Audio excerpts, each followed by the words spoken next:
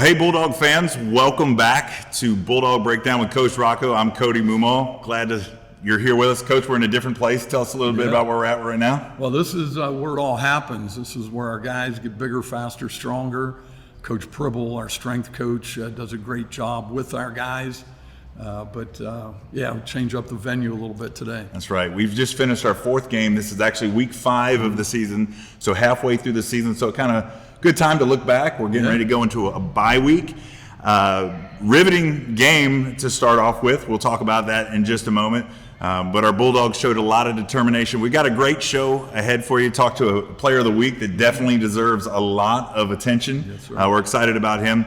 And so we're glad you're here with us. Stay tuned.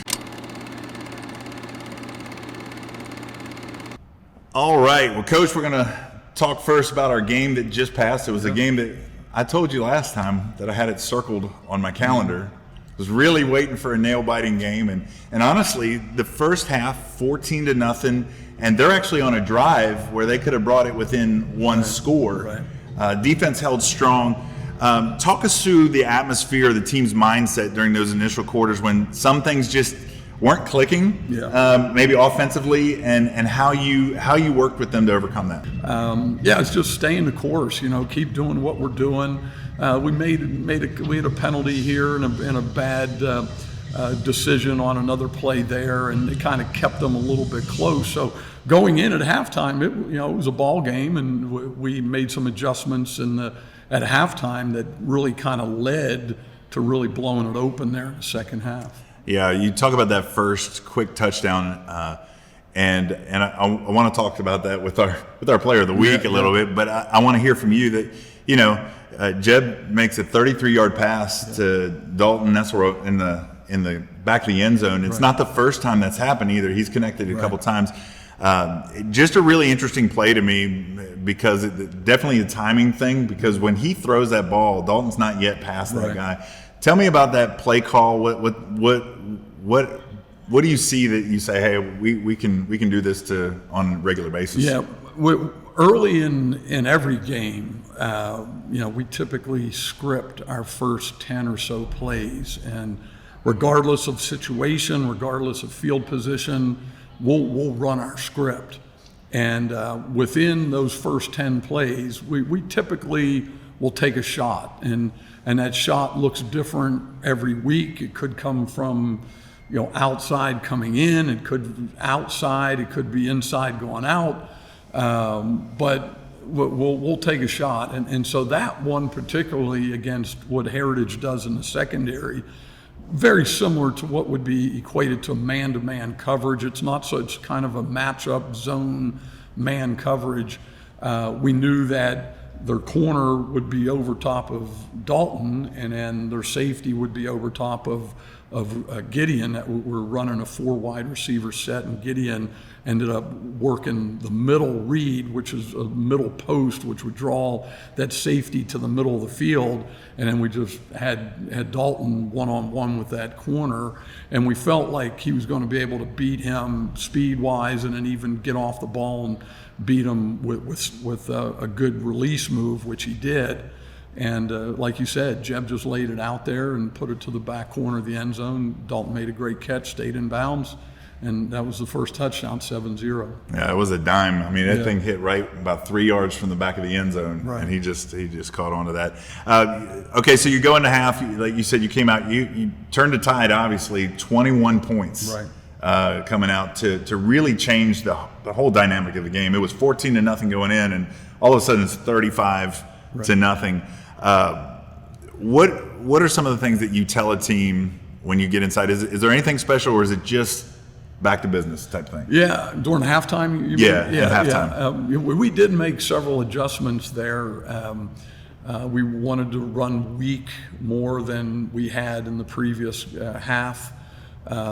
We did some things. We do some things formationally to get teams a little bit out of whack, defensive fronts and so forth. And I think we were able to do that, and our line's blocking very well as well. So being able to utilize formations that put them in disadvantaged situations, and then utilizing our line to do what they do. I mean, allowed Gideon a couple, creases that got him in the secondary, and he wasn't even touched, and then was able to just outrun everybody. Not to sound like a broken record, but we do need to talk about Gideon. Yeah. 284 yards on 17 rushes, 3 touchdowns, right. And you see him do it over and over, and with that humble attitude. I love to see how the offensive line and the running backs work together. So without talking about Gideon, because we see that obviously, tell me how that energizes an offensive line on that 80-yard run. Yeah. Tyler Murray danced all the way down to the end zone. Yeah. It's a great camaraderie there right now, and our 5 guys on the offensive line, they're an unselfish group, and they understand that they get their accolades or they get their recognition by what Gideon does, and Jeb too, for that matter. But so when you racked up those touchdowns over the last 3 weeks, he said 12 touchdowns over the last 3 weeks, been over 200 yards all 3 of those weeks. Those are tremendous statistics for a running back, but an offensive line can hang those on their hat too, because without those guys, I mean, Gideon would still be a great player, but not to this statistical advantage that he has right now. Yeah, it's tremendous. I love seeing the joy. This win against the Heritage Pioneers, it is a game, and it is one game in a season, but with, like we said, with a little bit of the history, them putting us out of the playoffs, it did have a little significance and a developing history between the two teams. Kind of as the last thing to shut this one out of here, talk about the significance of the victory for the Bulldogs and how it sets the tone for the remainder of the season as we work our way through the Seminole. Yeah, I mean, the Seminole District obviously continues to be a very demanding, physical competition within the district. So I think we're still early into the season district-wise, so people are still trying to figure out, who are the top dogs and who's the newcomers and all of that. So I think that's still yet to be seen.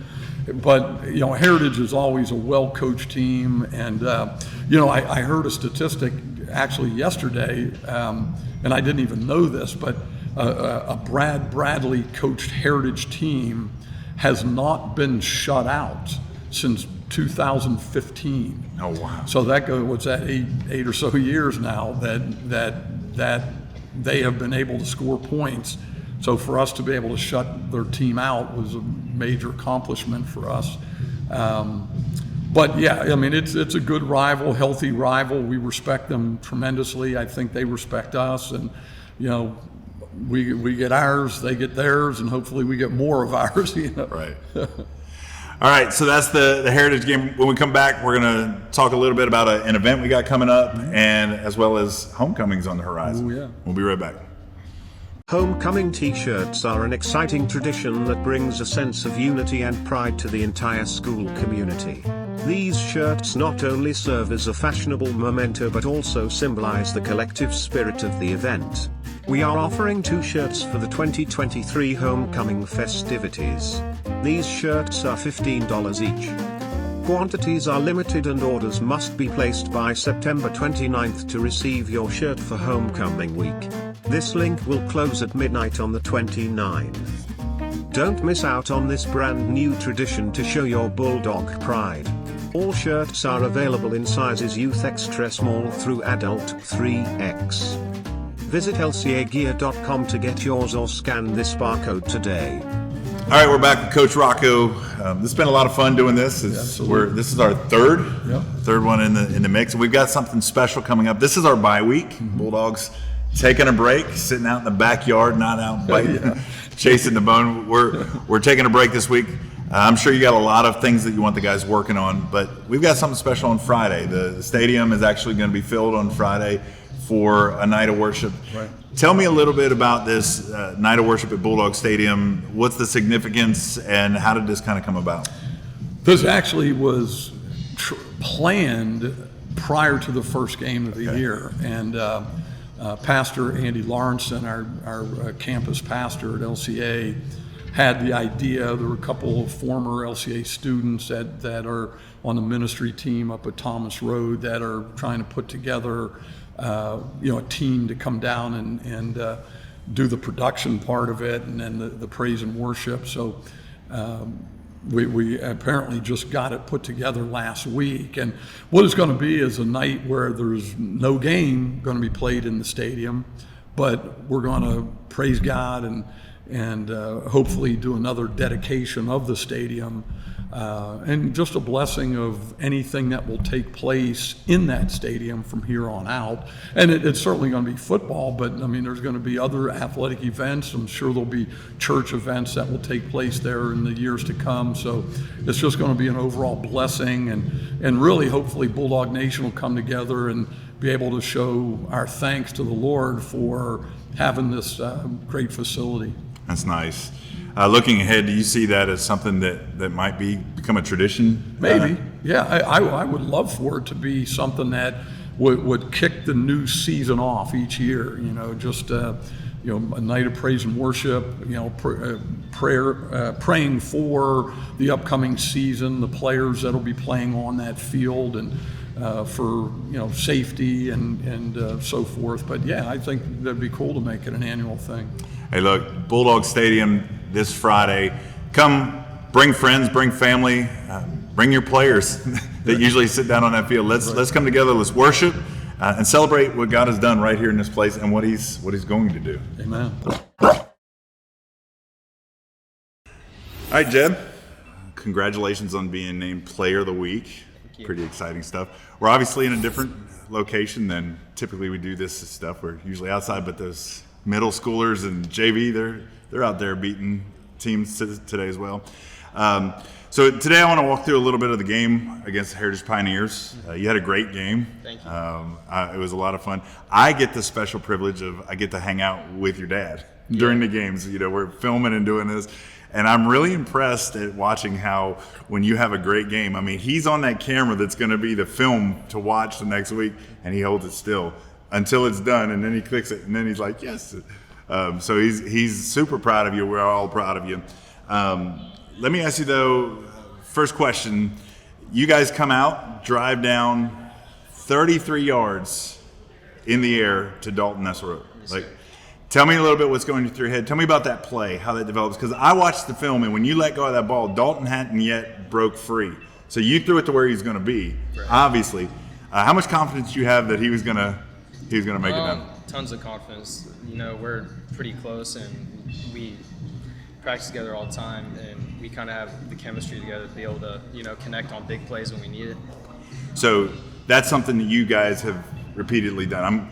I'm assuming that's not the first time that you've thrown that ball, but did you see what I saw though that he had when you made the decision to do that? He hadn't yet broke free past that guy. Now he got 2 yards behind him and did it. So you saw what I saw then. Yes, sir. I'm not going crazy. How long after, or was it even in the throwing motion that you were like touchdown? Honestly, I didn't know if it was going to be a touchdown. I got scared I overthrew him. Did you? Bit, but I mean, you did put it in the back third of the end zone. Yeah, he's a fast guy, so he ran the ball down and caught it. That's pretty awesome. Yeah. Now, I looked at the stats today, and I might be wrong on this. Things have been fluctuating a little bit. I think you've thrown 5 touchdown passes this season, somewhere in that neighborhood. I guess I'm not really keeping up with it, if I'm being honest. Well, that's pretty good. Tell me about your development as a passer. I kind of watched some of the stuff that you do through the summer and some of the preparation that you do in the off season. Tell me about your development as a passer, because I mean, you're a runner. You're a track guy, and you're so fast. So it's fun to watch you run, but it's been fun to watch you develop as a passer. Tell me how you've progressed and how you feel you're progressing. I feel like I'm progressing well because, as you said, I'm a runner, and so usually runners aren't the greatest at throwing the ball, and I'm trying to do my best to be able to do both to the best of my ability. So being able to throw the ball, is helpful on the football field. Hey, this season you've been both that running threat as well as able to pass the ball. When you come into a game, I mean, realistically, what do you prefer to do the most? What is your excitement level when you get a play that's called for you to take off and run or to throw? It honestly just depends on the game. If I feel like, today I want to throw the ball a lot, or today I want to run. It really kind of just depends on the day. And I mean, I'm happy with either. They both, I get excited to either run the ball or throw the ball. So whatever really the team needs in the moment, yes, sir. How can I fit into that mold? And that's leadership. And you're in a position that is, by its definition, is a leadership role. Talk to me about, you're in the huddle, you're on the sidelines. What does leadership look like for you as far as communication with your team, encouragement? You guys really haven't been down this year, but you have seen in times when things haven't been going quite right. How do you encourage guys to keep going and pick their heads up? Usually I tell them to just move on next play, because what happened is in the past and you can't fix it. So just better to forget about it, move on, not let it affect what could happen in the next few plays. Talk to me about your offensive line. They're dogs. They're fantastic. Have you seen improvement from last year to this year, like in the guys that are there, their strength and their abilities? Definitely. Yeah, yes, sir. Ryan Sisney improved so much from last year to this year. From swinging last year to now being like our starting center and, calling calls and stuff and doing what our line needs. And Tyler's improved a lot, moving from center to guard. He's really done a good job with that, and Easton's progressed a lot. Nate's definitely progressed a lot, and Peyton has worked his butt off all summer. Let me ask you this question, and it's a little personal, so don't take it personally. Easton's a big dude. He is a big dude. Okay, and when you step back to pass, that's a whole passing lane. You got to either throw it over him or throw it around him. Mm-hmm. There's confidence in having those big guys up front, yes, but. Sir. How do you deal with the fact? You got guys like Drew Brees and some of these guys that were a little bit shorter but incredible passers. And I watch you get back and you're completely protected, and then you throw passes like you did to Dalton, like no problem. How do you see that develop in front of you? Kind of like instead of having to drop straight back, I have to kind of drop at a little bit of a different angle just to be able to see through the lanes in between the linemen. So kind of knowing where it's going, where you have to see, yes, sir. And stuff. Because I'll tell you what, I'm a tall guy, and when Easton walks up to me, I'm like, he's a big guy. I'm glad I'm retired from football. Yeah. For that guy. Hey, you've talked a lot about team, and I love your team attitude and whatever the team needs. And so understand this question understands where you are on that. But I do want to ask, in the first few games, is there a particular moment or play that stands out to you as a personal highlight, something that you're really proud of that you were able to do, something that's, you're like, hey, that was kind of fun to do? Yeah, probably for the game against Salem, the deep ball to Dalton. Yeah. I'm a small guy, so no one really expects me to throw the ball. And that was the first touchdown of the game, right? Yes, sir. Yeah. Because everybody's expecting drop back, give it to Gideon, and see if he can get in, and you just threw a dime down there. Sir. Yeah, that's pretty good. About that one. Yeah, that's pretty awesome. Bye week's coming up, and then you're facing Rustburg for homecoming. Homecoming is always a big game for anybody. How are you planning to use this time this week to prepare, to rest, both personally and as a leader on your team? Definitely, improvement wise. Looking back at film from our previous game, seeing what we need to fix. Personally, mistakes I've made, and as a team, mistakes we've made. Correcting those mistakes where needed. And, yeah. That's cool. Lastly, you got any words for Bulldog fans out there? We're going to be making a heavy push. Be there at homecoming. How has having this stadium, and having all the fans together, has that made a difference on the sideline to hear that, sound-wise, and just encouragement for the team? Definitely. Playing at Williams Stadium was a blessing, but at the same time, it was kind of hard because you have that big stadium, and it is a lot of people that come to our games, but it doesn't feel like a lot of people since the stadium's so big. So now that we have our own home and stuff, and everyone's in one area, it's kind of cool to see the fan base we have, and thankful for all them to come to our games. Bulldog fans, you have an opportunity on October 6th, homecoming against Rustburg. Come out, watch Jeb Moon drop some dimes down the field, run. You got track season coming up not too far in the future, and man, Speedy Gonzalez right there. All right, Jeb Moon, guys. All right, Coach, this is what I'm calling the Rustburg Rumble. Okay. It's homecoming at Bulldog Stadium, October 6th. It's going to be a good one. Rustburg is going to come into this one. Right now, as it stands, they've only had one loss this last week, a tough one against JF. But they're going to come in. Nobody likes to be scheduled for homecoming. Right. Nobody does, and so they're not going to like that at all. With the Heritage game behind us, convincing win in the books, a couple weeks here.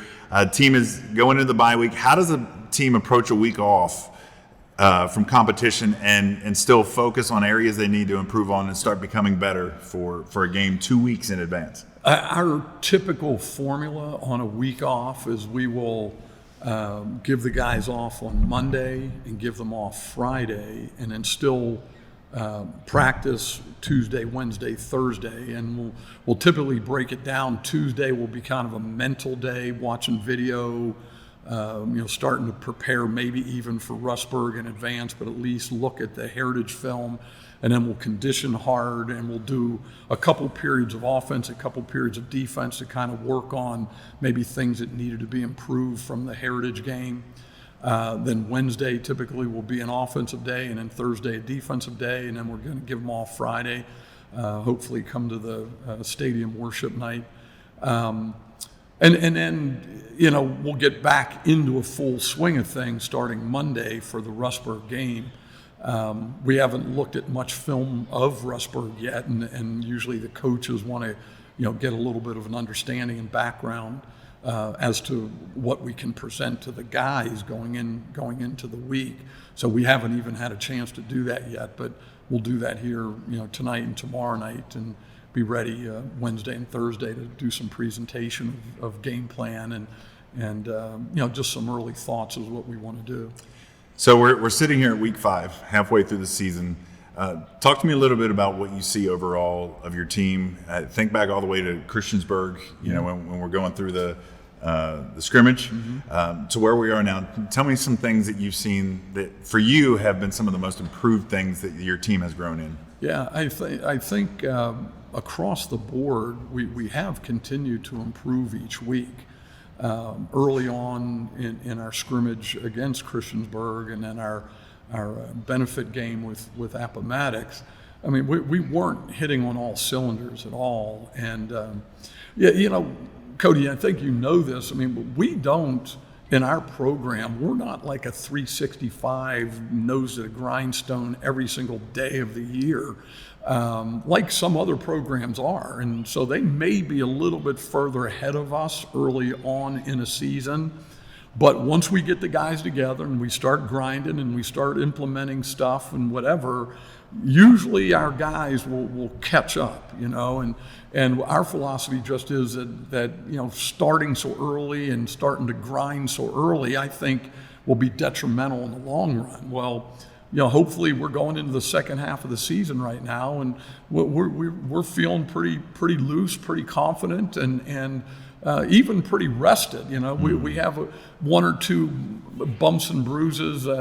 Mitchell Saunders on the very first day of camp had a collarbone injury, and hopefully he'll be back here in the second half of the season. And then James Deo had a concussion in the Amherst game, and he didn't play the other night, but he should be able to come back for Rustburg. But we've been blessed. We've been fairly healthy, and I think this bye week comes at a good time. We get to rest a little bit and kind of pick up on some of the things that we're not doing quite as well. Okay, so that's a little bit about what we're doing. I know that once Saturday, Sunday gets around, a lot of people who love Bulldog football, they're going to be thinking about Rustburg. Yeah. Without giving away too much, you don't want to do that. What can you give us as a glimpse into the preparations that you're going to be doing for the Bulldogs? What are some things about Rustburg that stand out to you as things that you're going to have to attack?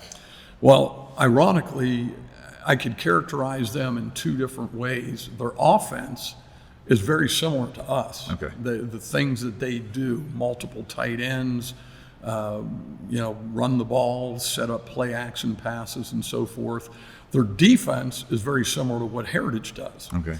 So, we've played Coach Torrance now since he's been at Rustburg several years, and he is a really good coach. Won a state championship at Northside in Roanoke previous to coming to Heritage, and now at Rustburg. So he's a very reputable coach and has a lot of experience. He knows what he's doing, and he coaches his teams to be very confident and play against anybody.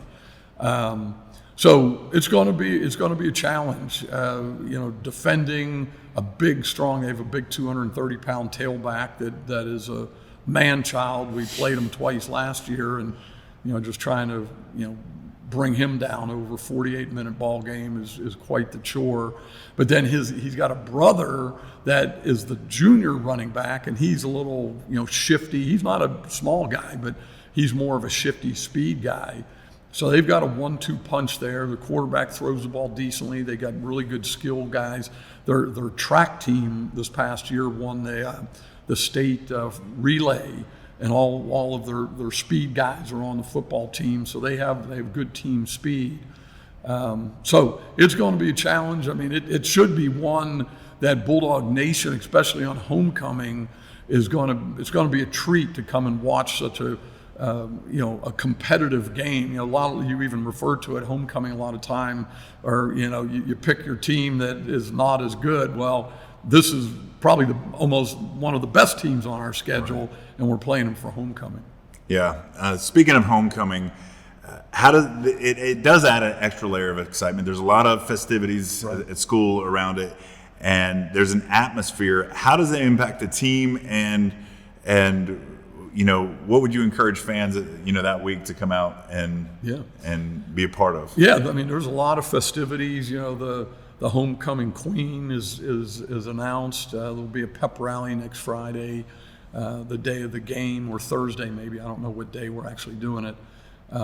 So hopefully, our community gets riled up, with just the festivities and the emotion that's going to go along with an undefeated team playing a one-loss team. It's a very important game, and there is so much community involvement, bringing former classes back. I think 2 of the former classes are having their reunions this weekend or that weekend as well. We just want to keep growing Bulldog Nation, the camaraderie, the school spirit, and hopefully this is one more thing that we're doing and packing out the stadium. Yeah, I think it's going to be great. Hey, Coach, next week we're not going to have a game that we're going to be able to review. But what I would love to do, and you guys can help us with this, is have a segment where we ask the coach. I've been approached by a lot of people since we started doing this saying, hey, you should ask the coach this. Well, this is your opportunity. In any of our social medias, you got to be following us. But if you follow us on Instagram, follow us on X, which used to be Twitter. I know that. I know, right? Follow us on our Facebook page. We want you to be a part of the Bulldog Breakdown. And so send us your messages with questions that you have for Coach, and we can kind of review and prepare even as we don't have a game this week. We can kind of give an update and keep the Bulldog Breakdown going. Coach, it's been fun. Hope you're enjoying it as much as I have. This is great. I really appreciate it. It's very professionally done, and it's just boosting our program. Another big time thing that we're doing. That's awesome. And all these pictures that we get to put in here, somebody really special has been taking pictures for us. So we're glad to be able to do it. Bulldog Nation has a lot to be proud about. We're excited. Thank you for joining us. We'll see you next week. Go Bulldogs.